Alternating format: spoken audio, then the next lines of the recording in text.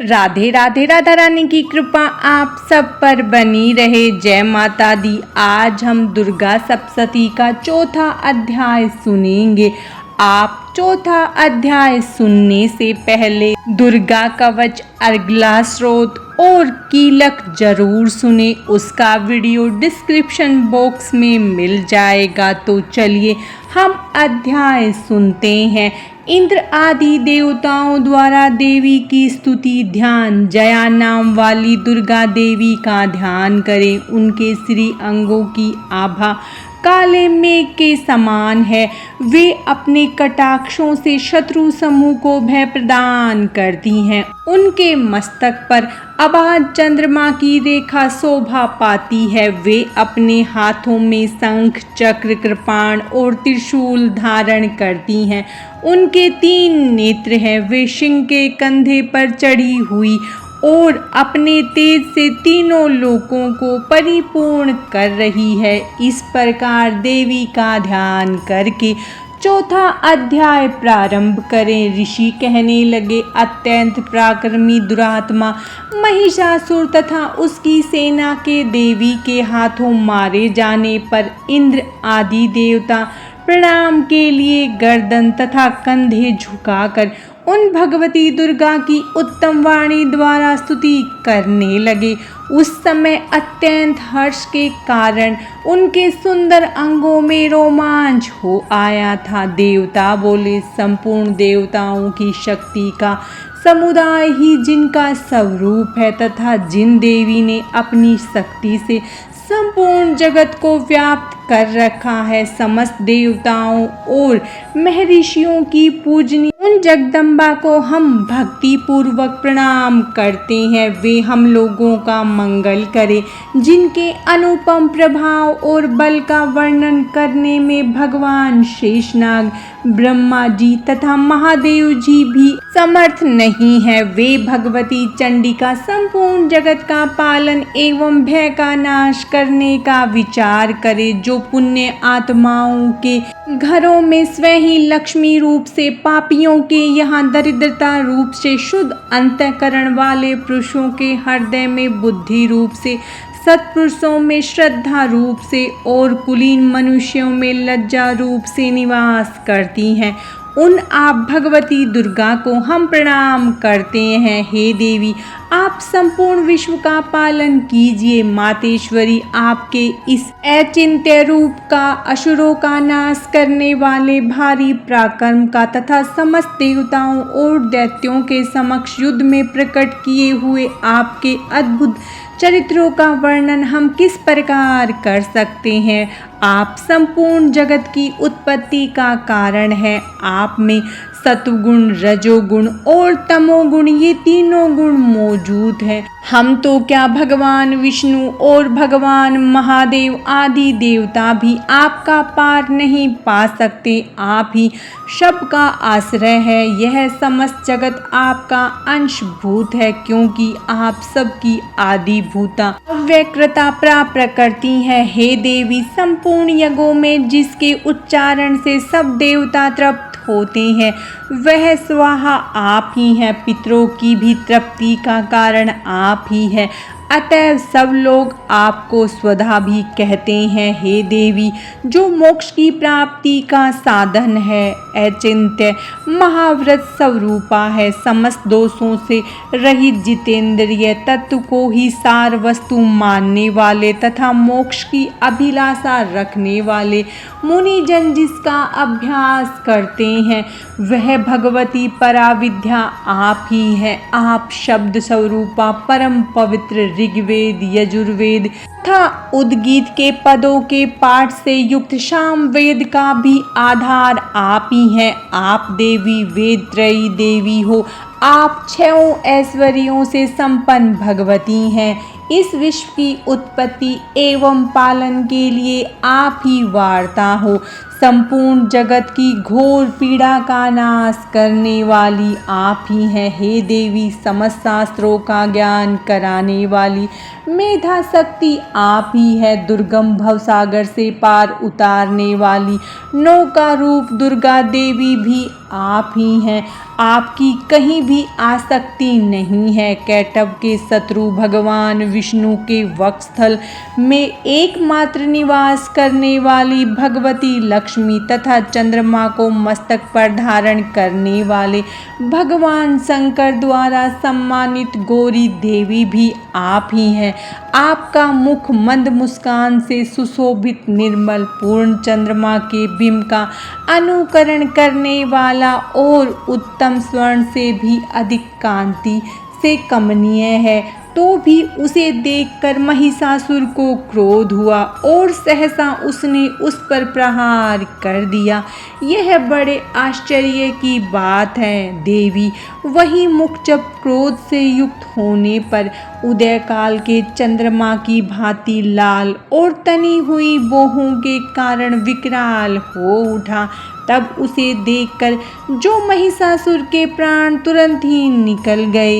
यह उससे भी बढ़कर आश्चर्य की बात है, क्योंकि क्रोध में भरे हुए यमराज को देखकर भला कौन जीवित रह सकता है। हे देवी, आप प्रसन्न हो। आपके प्रसन्न होने पर जगत उन्नति करता है और क्रोध में भर जाने पर आप तत्काल ही कितने कुलों का सर्वनाश कर डालती हैं।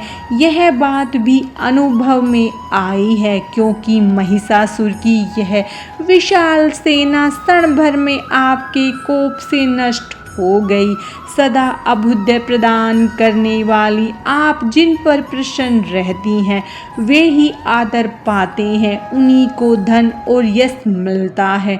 उन्हीं का धर्म कभी नष्ट नहीं होता तथा वे ही अपने हष्ट पुष्ट स्त्री पुत्र और भृत्यों के साथ धन्य माने जाते हैं। देवी, आपकी ही कृपा से पुण्य आत्मा पुरुष प्रतिदिन धर्मानुकूल कर्म करता है और उसके प्रभाव से स्वर्गलोक में जाता है।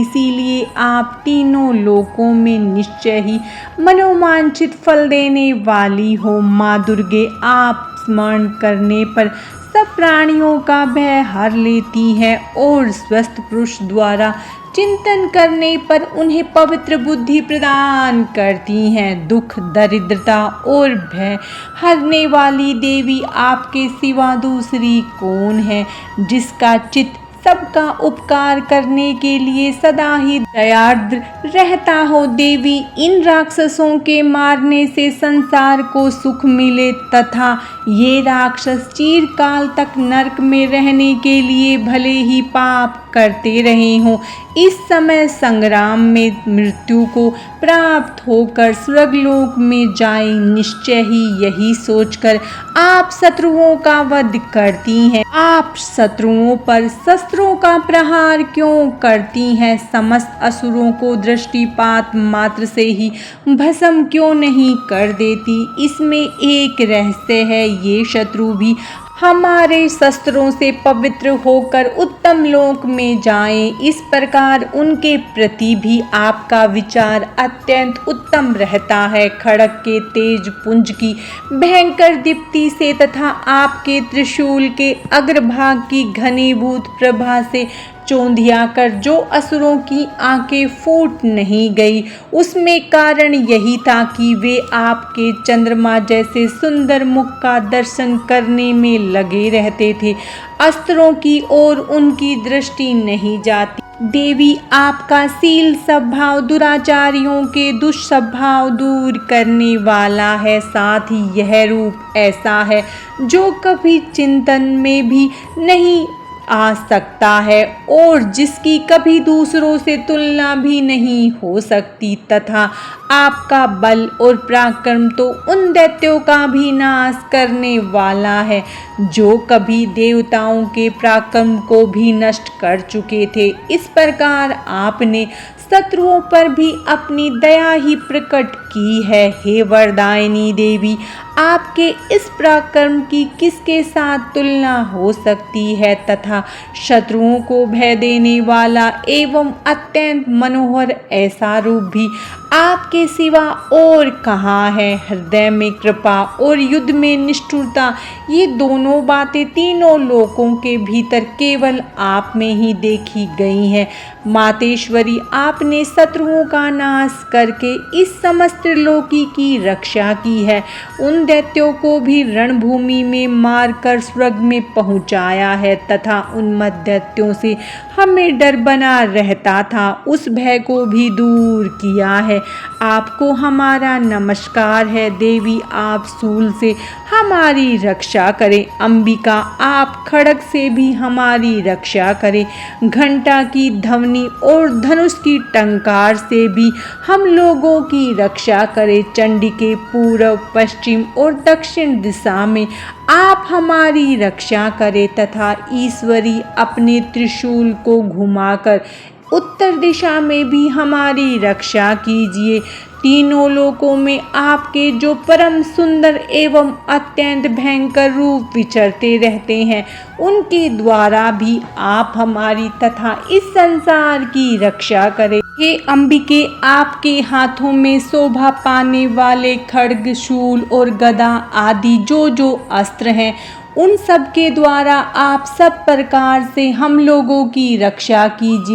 ऋषि बोले, इस प्रकार जब देवताओं ने देवी दुर्गा की स्तुति की और नंदनवन के दिव्य पुष्पों एवं गंध, चंदन आदि के द्वारा उनका पूजन किया, फिर सबने मिलकर जब भक्ति पूर्वक दिव्य धूपों की सुगंध निवेदन की और प्रणाम करने लगे, तब देवी प्रसन्न होकर देवताओं से कहने लगी, देवताओं, तुम सब लोग मुझसे जिस वस्तु की अभिलाषा रखते हो उसका वर मांग लो। देवता बोले, हे भगवती, आपने हमारी सब कामनाएं पूर्ण कर दी है। अब मांगने को कुछ भी बाकी नहीं है, क्योंकि हमारे इस परम शत्रु महिषासुर को आपने मार ही दिया है। हे महेश्वरी, इतने पर भी यदि आप हमें और वर देना चाहती हैं तो यह वर दीजिए कि हम जब जब आपका स्मरण करें तब तब आप दर्शन देकर हम लोगों के संकट दूर कर दिया करें तथा हे प्रसन्नमुखी मातेश्वरी, जो मनुष्य इस स्रोतों द्वारा आपकी स्तुति करे उसे धन, समृद्धि और वैभव देने के साथ ही उसकी धन और स्त्री आदि संपत्ति को भी बढ़ाने के लिए आप सदा हम पर प्रसन्न रहे। ऋषि बोले, हे राजन, देवताओं ने जब अपने तथा जगत के कल्याण के लिए वर मांगा तब तथास्तु कहकर देवी भद्रकाली वहीं अंतर्ध्यान हो गई। हे राजन, पूर्व काल में तीनों लोकों का हित चाहने वाली देवी जिस प्रकार देवताओं के शरीरों से प्रकट हुई थी, वह सब कथा मैंने तुमसे कह सुनाई है। अब पुनः देवताओं का उपकार करने वाली वे देवी दुष्ट दैत्यों तथा शुंभ निशुंभ का वध करने एवं तीनों लोकों की रक्षा करने के लिए गौरी देवी के शरीर से जिस प्रकार प्रकट हुई थी, वह प्रसंग ध्यान से सुनो। दुर्गा सप्तशती का चौथा अध्याय पूरा हुआ। माता रानी की कृपा आप सब पर सदा बनी रहे। जय माता दी। राधे राधे।